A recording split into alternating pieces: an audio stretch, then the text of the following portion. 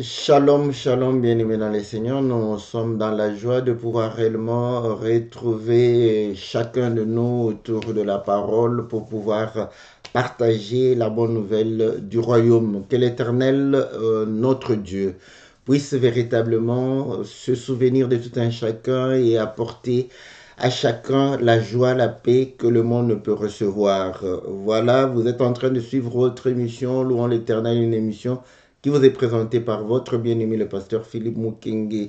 Une émission qui passe tout le lundi à partir de 20 heures, une émission qui nous permet de pouvoir adorer Dieu, célébrer Dieu, pouvoir réellement louer l'Éternel car il mérite la louange, l'honneur, la puissance au siècle des siècles.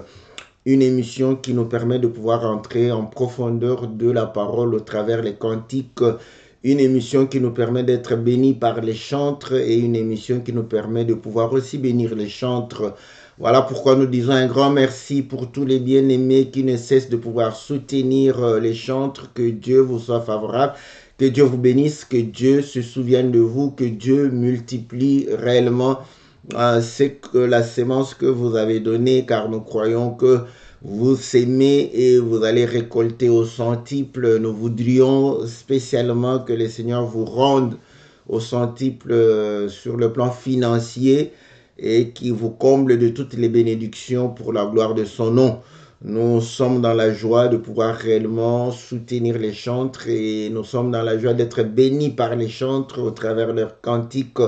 Voilà pourquoi nous ne cessons de pouvoir réellement vous exhorter à pouvoir réellement soutenir les chantres. Que Dieu vous bénisse, que Dieu vous soit favorable, que Dieu puisse véritablement vous accorder toutes les bonnes choses. Salutations à tous les bien-aimés qui sont fidèles à cette émission. Nous saluons le bien-aimé Ghislain, Freud François, la sœur Bia. Nous saluons la sœur Sylvie. Nous saluons aussi, parce que la sœur Sylvie non. De la Hollande, n'est-ce pas? Et il y a la sœur Sylvie de la Réunion, n'est-ce pas? Que nous saluons particulièrement, ainsi que le bien-aimé de la Réunion. Que le Seigneur vous soit très favorable. Tous les bien-aimés de la Réunion, nous saluons parce que nous croyons que Dieu vous est favorable. Salutations à tous ceux qui sont éparpillés au travers le monde. Nous croyons que l'Éternel vous sera très très favorable. Nous vous saluons dans le nom puissant et glorieux de notre Seigneur Jésus. Comme nous avions dit la fois passée, nous allons continuer avec notre sœur Jeanne Ouitaba parce que le cantique, nous l'avons subdivisé en 3 parties. Nous avons parlé du trône, nous avons parlé de la pierre, nous avons parlé de pain de proposition, nous avons parlé du gâteau de Gédéon. Nous allons parler, n'est-ce pas, de cette autre partie, n'est-ce pas, qui va pouvoir réellement parler de la piscine de Bethesda. Je ne sais pas si on prononce ça Bethesda parce que je prononçais tout le temps, mais c'est écrit avec D. Et nous allons parler aussi, parce qu'elle a parlé aussi de la femme cananéenne avec le Seigneur Jésus. Voilà, bien-aimés dans le Seigneur, comme vous le savez, nous avons toujours dit que la parole de Dieu est immense et nous ne pouvons jamais terminer cette parole, même si nous nous focalisons sur une seule écriture, même un seul mot. On ne finira jamais par épuiser, n'est-ce pas, toute la profondeur de ce mot par rapport à notre Dieu. Donc voilà, ce sont des choses que nous avons déjà prêchées, mais nous croyons que dans la manière dont le cantique a été chanté, ça nous inspire aussi d'une autre manière pour pouvoir orienter l'enseignement par rapport au cantique. Voilà, bien-aimés dans le Seigneur, comme vous le savez, dans cette émission, nous ne cessons de pouvoir réellement passer le cantique, après quoi nous revenons dans notre studio virtuel pour pouvoir partager la parole du Seigneur. Que le Seigneur vous bénisse. Suivons le cantique et après nous allons revenir dans notre studio virtuel pour pouvoir parler de la part du Seigneur. Que Dieu vous soit favorable, que Dieu vous bénisse, que Dieu vous accorde toutes les bonnes choses dans le nom puissant et glorieux de notre Seigneur Jésus.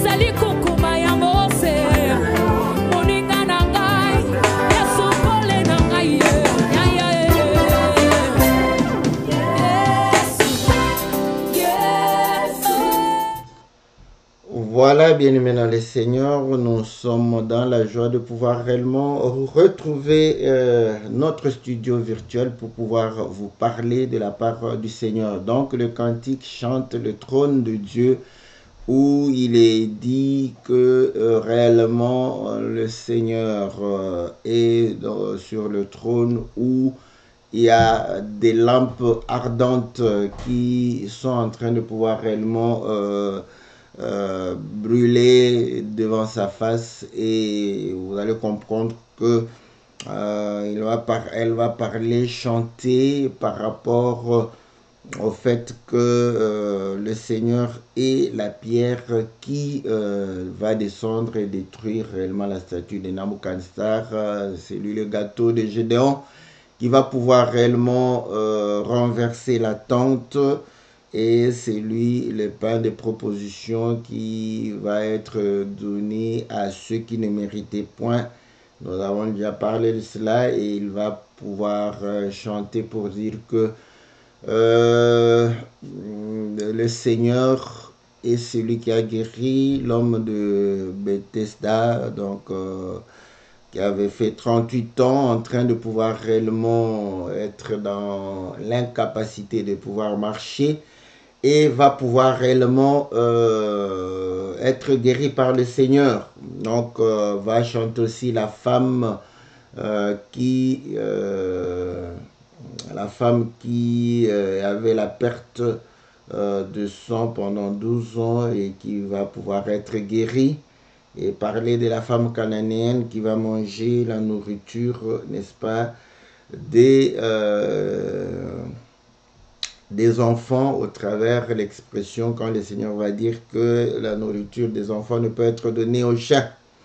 Voilà, bien-aimés dans le Seigneur, c'est que nous avons, n'est-ce pas, comme élément. Et puis, comme nous avions dit, elle va chanter pour dire que, voilà, même si tu n'as pas de trompe, Dieu peut te donner réellement des enfants, Dieu peut te guérir, même si tu es malade, tu as une maladie incurable, le Seigneur pourra te guérir, le Seigneur va pouvoir réellement t'accorder le travail, la promotion, va t'accorder le mariage des enfants. Donc voilà, comme nous avions dit, donc elle va pouvoir atterrir, n'est-ce pas, dans la vie de tous les jours, pour montrer que c'est lui qui est capable de détruire la statue de Nabucodonosor, le royaume de ce monde, d'anéantir les puissants.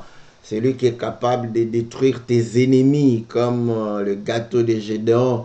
C'est lui qui est capable de pouvoir te nourrir, n'est-ce pas, et capable aussi de pouvoir réellement t'accorder tout ce dont tu as besoin, dans le nom puissant et glorieux de notre Seigneur Jésus. Voilà, bien-aimés dans le Seigneur, c'est que nous avons vu, n'est-ce pas, la fois passée. Et maintenant, nous allons lire l'écriture dans le livre de Jean chapitre 5, si je ne me trompe pas, par rapport à l'impotent de Bethesda. Voilà. Donc, nous sommes au verset 1, on dit ceci: après cela, il y eut une fête des Juifs, et Jésus monta à Jérusalem. Or, à Jérusalem, près de la porte des brebis, il y avait une piscine qui s'appelle en hébreu Bethesda, et qui a 5 portiques. Sous ces portiques étaient couchés en grand nombre des malades, des aveugles, des boiteux, des paralytiques, qui attendaient le mouvement de l'eau, car un ange descendait de temps en temps dans la piscine et agitait l'eau, et celui qui y descendait le premier, après que l'eau ait été agitée, était guéri, quelle que fût sa maladie. Là se trouvait un homme malade depuis 38 ans. Jésus l'ayant vu couché et sachant qu'il était malade depuis longtemps, lui dit: veux-tu être guéri? Le malade lui répondit, Seigneur, je n'ai personne pour me jeter dans la piscine quand l'eau est agitée. Et pendant que j'y vais, un autre descend avant moi. Lève-toi, lui dit Jésus, prends ton lit et marche. Aussitôt cet homme fut guéri, il prit son lit et marcha. Donc voilà. Voilà ce que nous pouvons avoir par rapport, n'est-ce pas, à la première partie de ce que nous venons de pouvoir voir dans le cantique, n'est-ce pas? Donc, nous voyons que elle va chanter pour démontrer que l'homme avait duré dans sa maladie 38 ans, personne pour guérir, et le Seigneur va pouvoir guérir. Il y a beaucoup de choses à pouvoir parler ici parce qu'il y a beaucoup d'enseignements qui nous ont été enseignés et vous allez comprendre. Nous allons faire le petit résumé, vous allez comprendre que ne pas marcher, c'est ne pas avancer aussi. Quand vous n'avancez pas, c'est que vous ne marchez pas. Donc le paralytique était aussi le symbole de celui qui ne savait pas avancer. Et là, lorsque le Seigneur va pouvoir réellement se mettre en colère contre Israël, et vous connaissez l'histoire, quand ils sont allés visiter Canaan, ils vont revenir et faire le rapport. Il y aura la multitude qui va pouvoir décourager, n'est-ce pas, les enfants d'Israël. Et comme nous le disons toujours, la multitude est le symbole de la chair. Parce que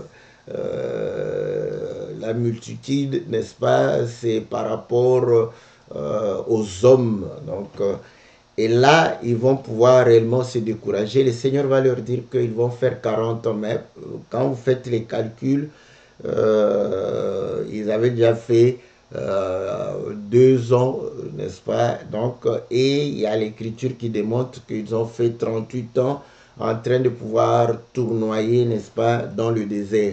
Et là, nous comprenons qu'ils n'avançaient pas parce que pour quitter Canaan, pour quitter l'Égypte et aller à Canaan, ça ne demandait pas 38 ans. Donc, ils ont dû tournoyer. Et le Seigneur avait dit que tous ceux qui étaient charnels, tous ceux qui avaient fait confiance à leur chair, parce qu'ils avaient dit que nous ne pouvons pas, ils sont des géants, rentrons, et tout cela devrait mourir. Mais il y avait 2 qui avaient fait confiance, ils ont cru à la grâce de Dieu, ils ont dit que Dieu nous fera grâce.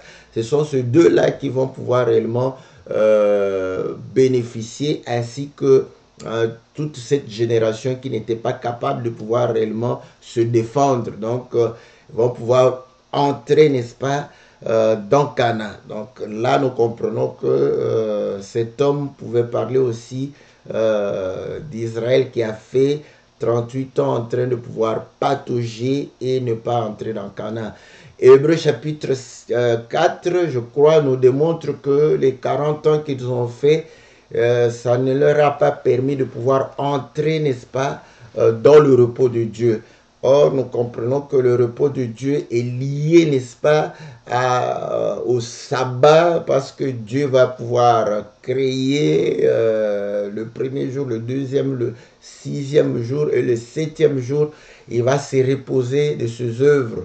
Et nous comprenons qu'il fallait entrer, n'est-ce pas, dans le repos de Dieu. Dieu se reposa, non pas parce qu'il se fatigua, mais Dieu se reposa parce que Dieu avait trouvé que l'œuvre qu'il avait faite était très bonne.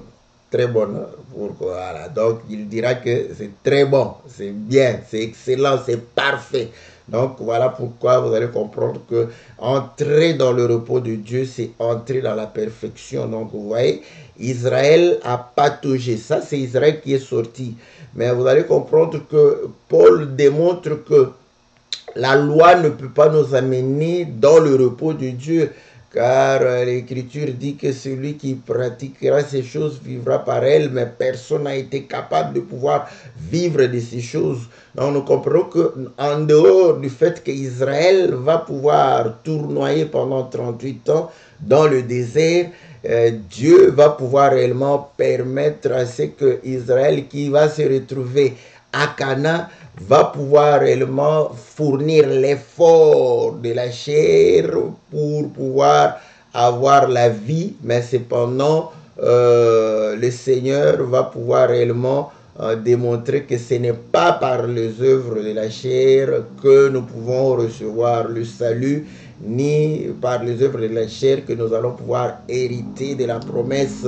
Donc là, nous comprenons que les 40 ans, c'est aussi la période où Israël est sous la loi, quand bien même Israël est entré dans le pays de Canaan. Et Abraham nous aide parce que Abraham, quand il est arrivé à Canaan, il va dire que la cité dont Dieu m'a promis, c'est une cité dont il est lui-même l'architecte et qu'il va poser les fondements. Donc nous comprenons qu'ils arrivent là-bas et ils ne vont pas voilà, entrer dans la cité de Dieu, la cité dont Dieu lui-même est architecte. Donc pour entrer dans le royaume, il faudrait véritablement que la chair puisse être détruite, anéantie, afin de pouvoir réellement entrer, n'est-ce pas, dans le royaume de Dieu. Maintenant, ici, vous allez comprendre que l'Écriture dit qu'il y avait à Jérusalem. Jérusalem, c'est aussi le symbole, n'est-ce pas, du temple, parce que c'est à Jérusalem qu'on a construit le temple. Jérusalem, n'est-ce pas, c'est le symbole du culte, de l'adoration. Jérusalem, c'est la cité du roi, c'est la cité du Dieu vivant. Voilà, c'est la Jérusalem céleste. Donc, vous allez comprendre que arrivé là-bas, on dit qu'il y avait une porte des brebis. Or, nous savons que la porte des brebis, c'est le Seigneur. Dans Jean chapitre 10, il dit que je suis la porte des brebis. Celui qui entre par moi et sort, il aura de verts pâturages. Donc, on comprend que c'est Jésus qui est la porte des brebis. Écoutez, j'ai toujours dit que si vous entrez dans la maison de quelqu'un, vous ressortez, vous allez vous retrouver encore dehors. Donc, la porte que le Seigneur est, c'est-à-dire que vous entrez, vous sortez, c'est que ça vous permet de ne plus vous retrouver là où vous étiez dehors. Et là, nous disons, effectivement, cette image, on répète, que l'image de la porte, c'est réellement la mer Rouge, parce que Israël devrait sortir de l'Égypte. Israël est sorti de l'Égypte par la mer Rouge, vous voyez. Et là, vous allez comprendre, quand ils sont entrés, ils vont ressortir de l'autre côté. Voilà pourquoi j'ai toujours dit que la porte, n'est-ce pas, qui est le Seigneur, c'est une porte comme un tunnel. Voilà, il y a deux entrées, bon, deux issues. Voilà, voilà, deux issues. Vous entrez et vous sortez de l'autre côté. Vous entrez et vous sortez du côté où vous êtes en sécurité. Donc là, nous comprenons que le baptême, c'est aussi la porte. Voilà pourquoi il a dit, c'est prêcher la parole à toute la création. Ceux qui croiront seront baptisés et ceux qui sont baptisés sont nés de nouveau. Or, lorsque nous naissons de nouveau, nous faisons partie de la maison de Dieu. Nous faisons partie, n'est-ce pas, de saints. Donc, voilà pourquoi nous comprenons que c'est l'entrée, n'est-ce pas, c'est par là que nous entrons, n'est-ce pas, dans la maison de l'Éternel. Donc, le baptême, c'est une porte. Et le Seigneur, quand il disait qu'il est la porte des brebis, voilà pourquoi ici, nous voyons que il y a la porte. Ici, les gens qui aiment baptiser les gens dans les piscines commencent à applaudir déjà. Vous allez comprendre qu'on dit encore qu'il y avait 5 portiques. Vous voyez? Donc, il y a la porte principale qui est la porte des brebis, qui est le Seigneur. Et après, il y a 5 portiques. Donc, nous comprenons que pour accéder à la vie éternelle, nous passons par le Seigneur. Mais le Seigneur, qu'est-ce qu'il a fait? Il a fait que nous puissions être sauvés au moyen de la prédication. Et ainsi, il est dit que il a établi les prédicateurs, il les a envoyés. Voilà pourquoi le Seigneur va établir, n'est-ce pas, 5 dons pour prêcher la bonne nouvelle du royaume, pour pouvoir être des canaux par lesquels, n'est-ce pas, nous recevons la vie. Voilà pourquoi dans le livre de 1 Corinthiens chapitre 3, Paul est en train de pouvoir dire qui est Pierre, qui est Apollos, qui est Paul, nous sommes tous vos serviteurs, nous sommes des canaux par lesquels vous avez cru. Voyez, ce sont des portes par lesquelles nous pouvons entrer dans le royaume de Dieu. Voilà les 5. Ah, bon, ici, il y a encore un petit souci. Hein? Vous savez, parfois, quand on prêche, n'est-ce pas, chacun a sa grâce. Voilà, bon, donc on peut, parce que tout ça, c'est aussi dans l'ombre des choses. Parce que vous voyez, quand on est en train de parler de ça, c'est l'ombre des choses, voilà. Donc, or, l'ombre des choses, vous allez comprendre que c'était l'ancienne alliance qui était l'ombre des choses. Voilà, donc ici, n'est-ce pas, d'autres bien-aimés ont démontré qu'effectivement, les 5 portiques là parlaient aussi, n'est-ce pas, des prophètes, ce sont des gens qui ont reçu la grâce. Par eux, il y a eu des gens qui ont vécu sous la loi, mais selon la grâce, selon la foi d'Abraham. Donc, ce sont ceux-là qui guérissaient. Nous disons Amen. Moi, je n'aime pas des problèmes de polémique. On nous a prêché pour dire que ces 5 portiques, n'est-ce pas, c'était les 5 livres, parce que c'était par là que le peuple, n'est-ce pas, avait accès aux choses de Dieu. Moïse, bon, certains, bon, les 5 livres, Genèse, Exode, Lévitique, Nombre et Deutéronome. Ouais? Donc, mais voilà, vous allez comprendre que on nous a encore enseigné pour dire que voilà, les 5 dons pour annoncer la parole, le ministère de la parole, se retrouvent dans ces 5 livres. Donc voilà pourquoi nous avions dit que vous pouvez faire la continuité de l'enseignement pour pouvoir parler directement des 5 dons. Parce que certains qui vont entendre 5 non, non, ce sont les prophètes, oui, mais Israël donne de l'information sur l'Église. L'Église peut renseigner sur Israël. C'est tout à fait normal. Vous voyez, quand nous sommes nés, nous-mêmes, nous ne savions pas comment un enfant vient au monde. Mais aujourd'hui, que nous sommes devenus parents, nous savons. Vous voyez, je peux moi-même comprendre comment je suis né.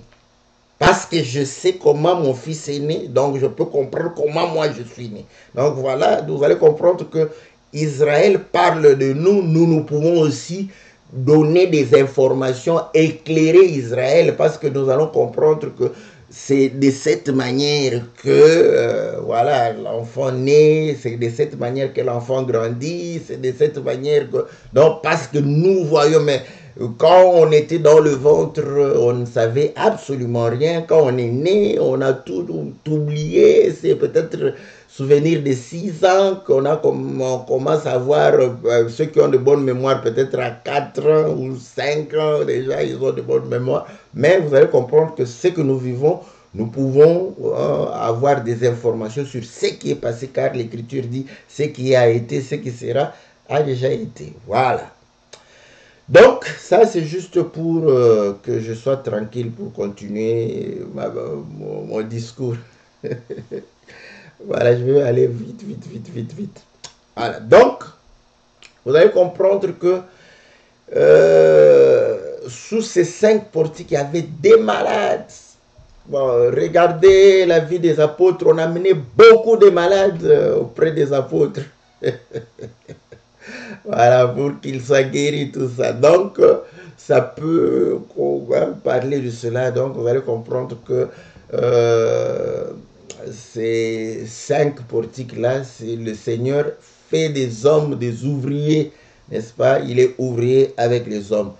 Et écoutez, pour être guéri, il faut être le premier. Voilà. Et puis, il fallait que l'ange puisse agiter l'eau. Voilà. Il fallait que l'ange puisse se mouvoir au-dessus des eaux pour que l'eau puisse bouger. Est-ce que vous savez que, n'est-ce pas, il fait aussi, ces messagers, le vent. Voilà. Donc, vous allez comprendre qu'il fallait souffler sur l'eau pour que l'eau bouge afin que celui qui plonge le premier, il est guéri. C'est pour les premiers, pas pour les deuxièmes. Donc, c'était l'assemblée des premiers-nés. Voilà. Donc, ici, dans la piscine de Bethesda, donc celui qui est premier, quand tu es deuxième, tu as échoué. Ça, c'est bien. Vous voyez, c'est ici où on dit que vous ne serrez pas la queue, vous serrez la tête, vous serrez le premier, non les derniers. C'est l'assemblée des premiers, parce que ceux qui sont guéris, ce sont les premiers, pas le deuxième, pas le troisième, les premiers qui sont guéris. Voilà. Donc c'est une assemblée de premiers-nés. Et nous sommes l'assemblée des premiers-nés. Pourquoi? Parce que nous plongeons dans l'eau qui a été bougée par l'ange. Donc, l'eau qui était inerte, l'eau va prendre le mouvement. Mais le mouvement... je voulais terminer aujourd'hui. Bon, laissez-moi parler. L'Écriture dit, celui qui donne la respiration, le mouvement et l'être. Est-ce que vous voyez? Donc vous allez comprendre que pour qu'il y ait un mouvement, il faut que la vie soit donnée. Est-ce que vous comprenez? Et nous rentrons au commencement, Dieu souffla dans des veines, n'est-ce pas? Un être vivant. Écoutez, les scientifiques disent que nous sommes constitués à 90% d'eau. Comprenez que c'était une eau que Dieu a agitée, n'est-ce pas? Et la vie a été manifestée. Voilà pourquoi, parce que j'étais en train de dire que ceux qui baptisent dans les piscines étaient déjà contents en train d'applaudir. Mais vous allez comprendre que si l'eau ne bouge pas, donc la personne ne peut pas être guérie, la personne ne peut pas recevoir, n'est-ce pas, la vie. Or, la maladie ici, vous allez comprendre que le Seigneur le dit dans Marc chapitre 2, que les malades c'était des pécheurs, voilà, pour le pardon des péchés, pour la rémission des péchés, c'est le baptême au nom de Jésus. Et vous allez comprendre que, n'est-ce pas, symboliquement, nous baptisons dans l'eau qui vit, parce que l'eau qui bouge, c'est l'eau qui vit. Les piscines, ce sont des eaux mortes. Voilà. Si tu as reçu ton baptême dans une piscine, comprends que tu n'es pas sorti, n'est-ce pas, des séjours de mort. Quand on t'a plongé là-bas, tu es resté dans les séjours de mort. Tu n'es pas sorti des séjours de mort. Donc, vous allez comprendre.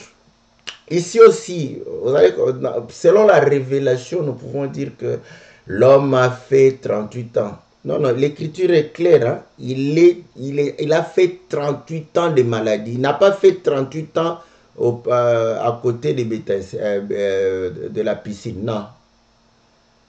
Bon, c'est pas grave. Hein? Vous savez, quand c'est mon frère qui dit ça, moi je supporte.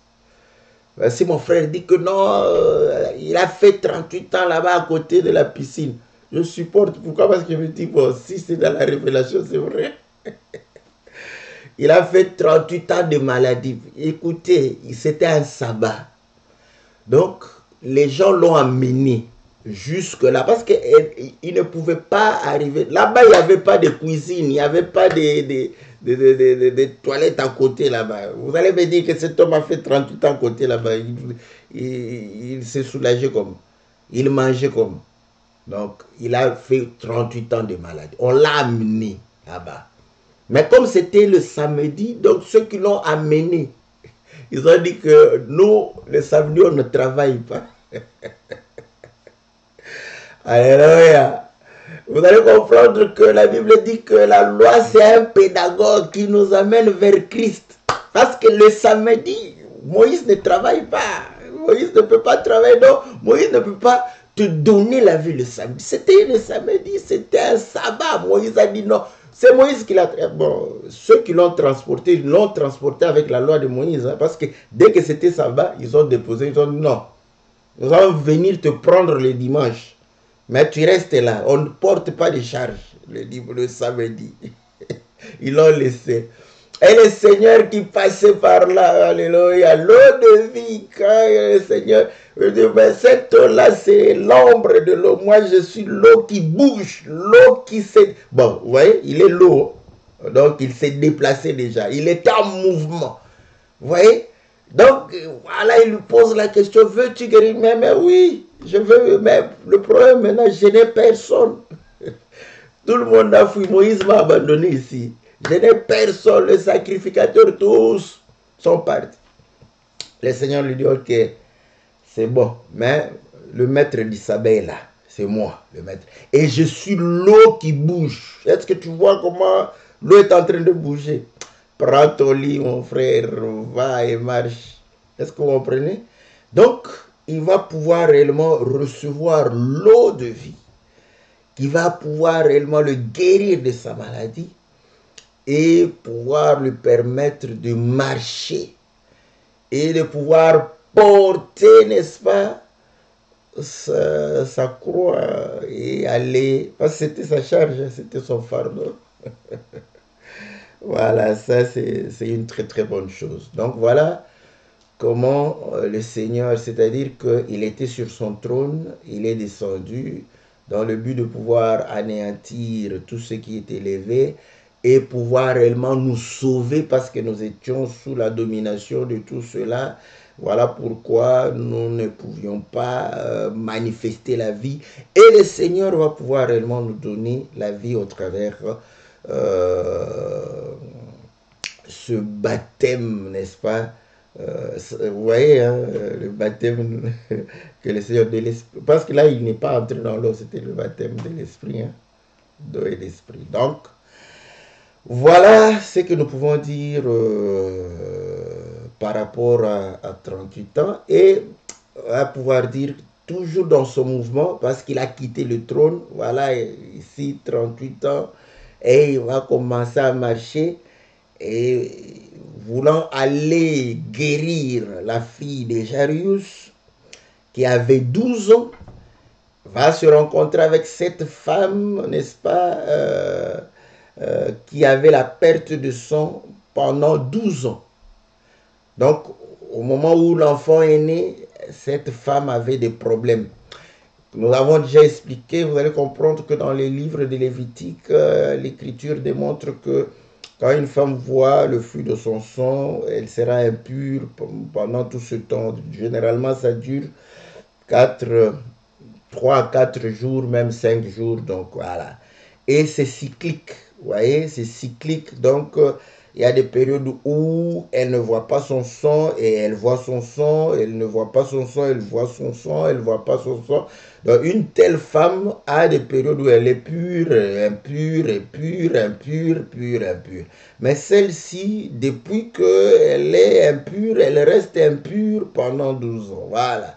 Maintenant, qui va pouvoir nous aider? C'est Galates chapitre 4.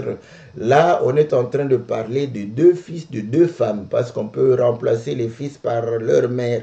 Vous allez comprendre que ceux qui étaient sous la loi, on les a symbolisés par Agar, et ceux qui étaient sous la grâce, on les a symbolisés par, n'est-ce pas, Sarah. Et là, dans Galates, il démontre que le fils, n'est-ce pas, tant qu'il est jeune, enfant, il ne diffère en rien de l'esclave. L'esclave, c'était nous. Et nous étions continuellement dans l'impureté. Voilà. Donc, vous comprenez, continuellement dans l'impureté. Donc, on ne pouvait pas se sanctifier. Mais Israël avait des moments où Dieu le sanctifiait. Il y avait des moments où il se retrouvait dans l'impureté. Voilà, donc c'était cyclique. Voilà. Et mais nous, c'était continuellement.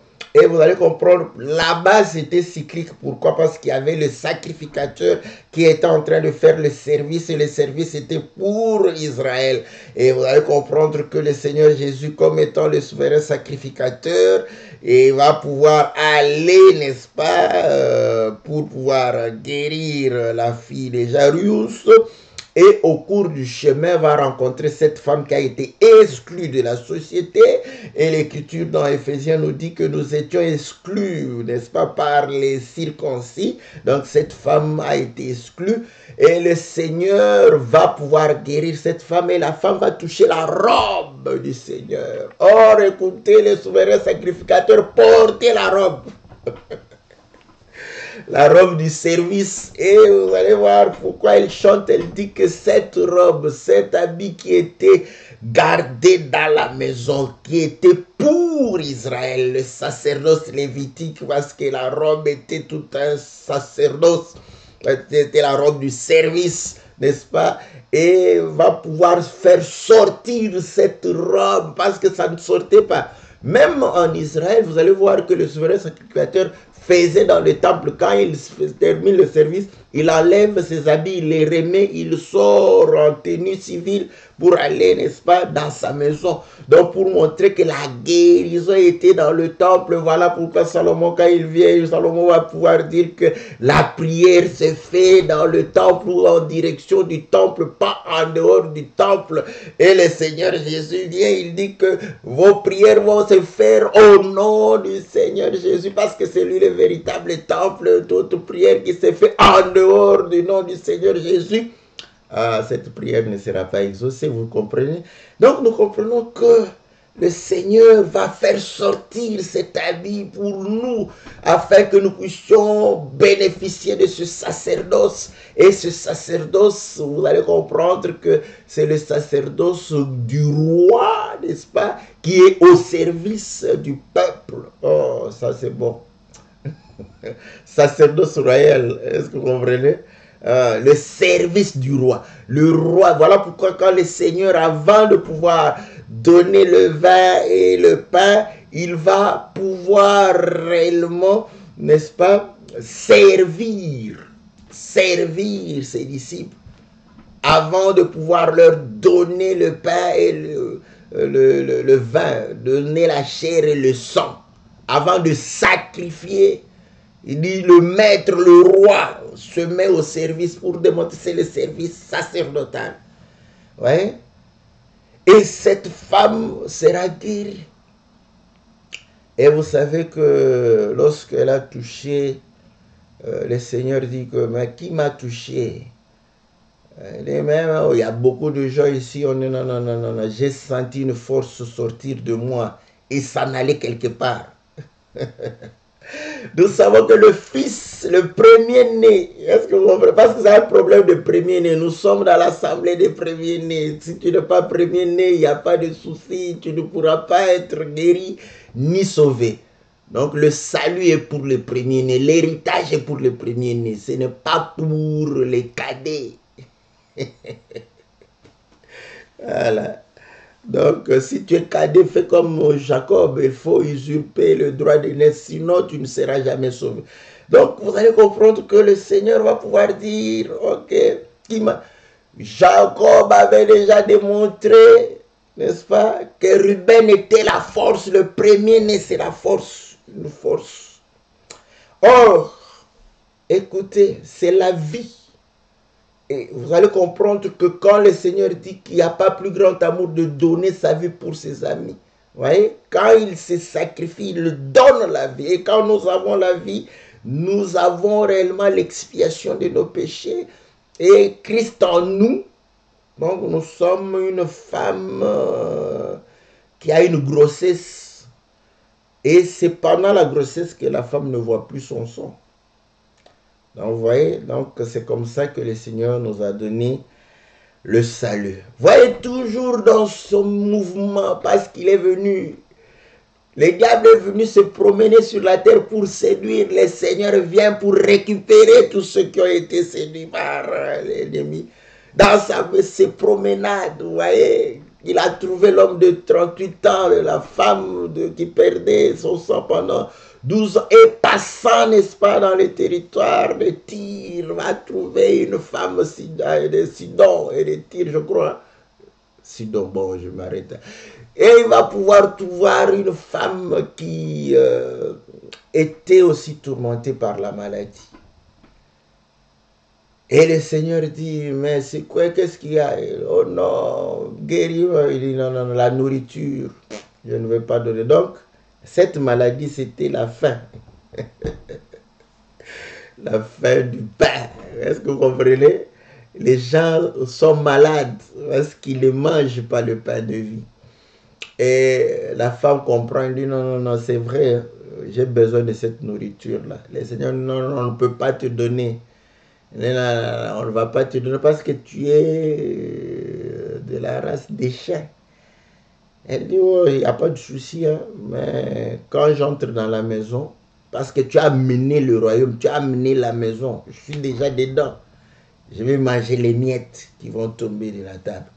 Donc, pour montrer que nous n'étions pas, vous voyez comment le Seigneur, il est venu pour pouvoir sauver les brebis perdues de la maison d'Israël.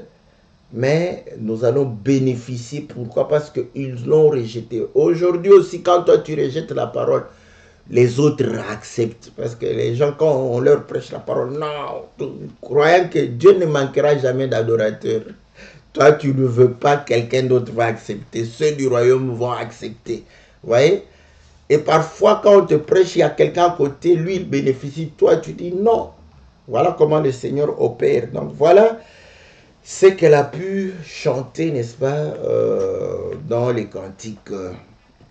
Et c'est là où nous avions dit, bon, les exhortations, nous laissons à la sœur. Écoutez les cantiques pour être exhorté. C'est bien, n'est-ce pas? Pour être exhorté. Comme ça, on dit, voilà, si tu as échoué, ça va tenir, tout ça, c'est bien. C'est bien. Si tu as échoué, peut-être qu'il faut revoir la manière dont tu fais les choses. Il ne faut pas répéter la même chose parce que tu vas encore échouer. Faut... Là, je vois quelqu'un en train de dire, mais Pierre avait péché toute la nuit, il a jeté les filets. Oui, parce qu'il a entendu la voix du Seigneur. Bon, toi, tu n'as pas écouté la voix du Seigneur, tu te lèves comme ça le matin pour faire des choses.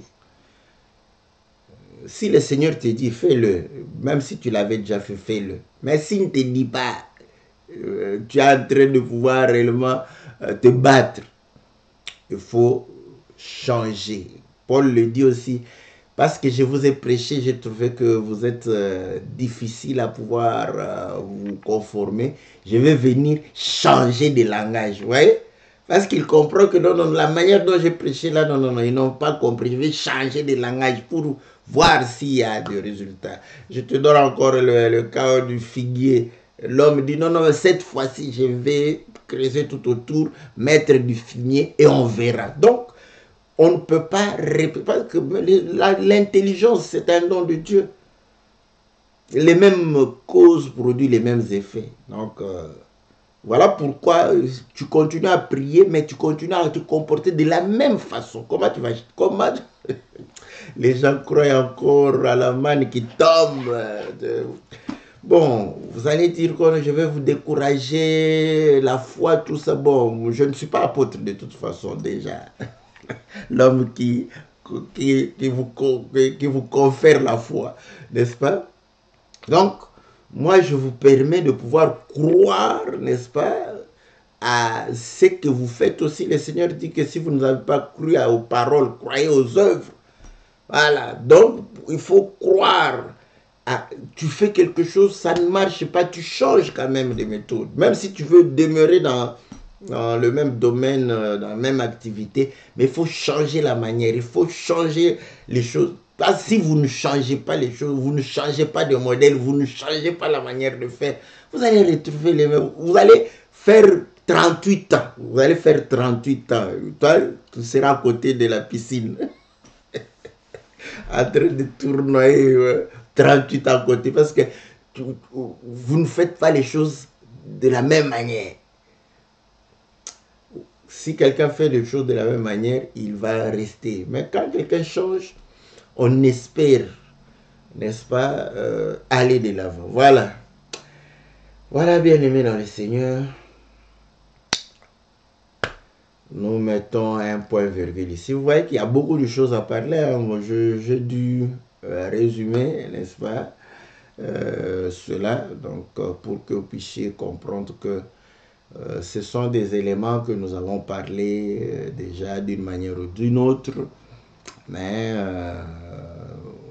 vous voyez, le cantique, ça c'est un bon cantique. Hein. Ça c'est vrai, je le dis, un cantique, voilà, typique.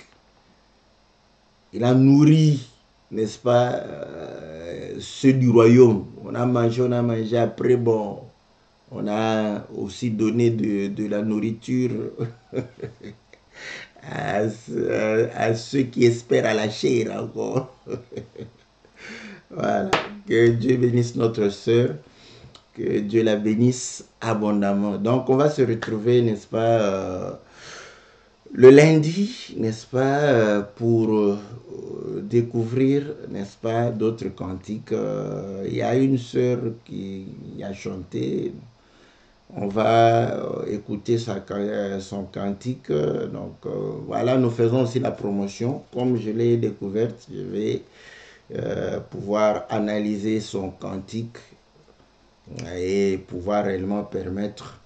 Donc, le jour où un frère ou une sœur va chanter ce qui n'est pas conforme aux Écritures, ce n'est pas par méchanceté. Nous analysons les cantiques. Si c'est conforme aux Écritures, on applaudit. Si c'est non conforme, on va le dire avec amour, mais on va dire que voilà.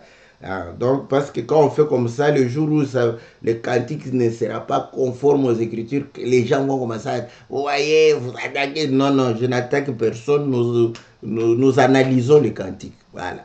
Donc, chantez, c'est pourquoi je vous ai toujours exhorté. Si vous n'allez pas chanter l'enseignement, chantez au moins les Écritures. Mais votre vie, faites attention avec votre vie. Je salue le prophète Jimmy parce que, bon, il donne.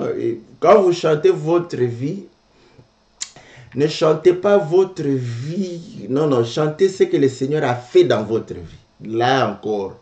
Vous savez. Mais si vous chantez vos difficultés, il y a risque. Je vous dis, il y a vraiment risque. Comme je l'ai toujours dit, vous êtes à la frontière. Vous êtes vraiment à la frontière, en train de marcher. Tout le monde est là. C'est comme si vous êtes aussi sur une file, mais à la frontière. Donc, automatiquement, on s'est dit, vous allez tomber où? Donc, on est là en train de surveiller. Il va tomber du côté de la chair. Il va tomber du côté de l'esprit. On est inquiet. Quand vous chantez comme ça, moi je suis inquiet. Je suis inquiet quand je suis comme ça. Je ne sais pas, vous voyez, au lieu de louer Dieu comme ça, je suis concentré pour voir si vous allez tomber ou pas. Chantez l'enseignement, chantez au moins les Écritures. Là, on sera en paix. Vous savez, les catholiques, je les aime beaucoup. Hein. Pour les cantiques, ils chantent l'Écriture. Quand ils chantent leur enseignement, c'est là où on a des problèmes avec eux. Quand ils vont chanter Maman Maria, là on a des problèmes. Parce qu'au moins ils chantent leur enseignement. Voyez? Mais ils chantent souvent les Écritures. Et les cantiques des catholiques, c'est difficile de pouvoir trouver que ce sont des cantiques hors la parole. C'est difficile. Si ce n'est pas les cantiques qui chantent leur dogme, mais ils chantent les Écritures. Mais aussi les protestants, hein, voilà. Mais les églises des réveils, ceux-là, faites attention, parce qu'ils aiment chanter leur misère. S'il n'a pas mangé 3 jours, bon, il trouve que c'est les diables qui dominent. Et quand il va manger une cuisse de poulet, ah, c'est Dieu. Vous voyez comment vous limitez Dieu à une cuisse de poulet. Que Dieu vous soit favorable. Voilà. Donc, le lundi prochain, nous allons découvrir une sœur, n'est-ce pas? Je crois que c'est son premier cantique. On va découvrir, on va faire la promotion aussi. Donc, voilà, que Dieu vous soit favorable, que Dieu vous bénisse, n'est-ce pas? Dans le nom puissant et glorieux de notre Seigneur Jésus. Comme on le dit toujours, souvenez-vous des chantres, soutenez-les et Dieu nous bénira parce que nous sommes en train de bénir ceux qui sont bénis. Que Dieu vous soit favorable au nom puissant et glorieux de notre Seigneur Jésus. Amen.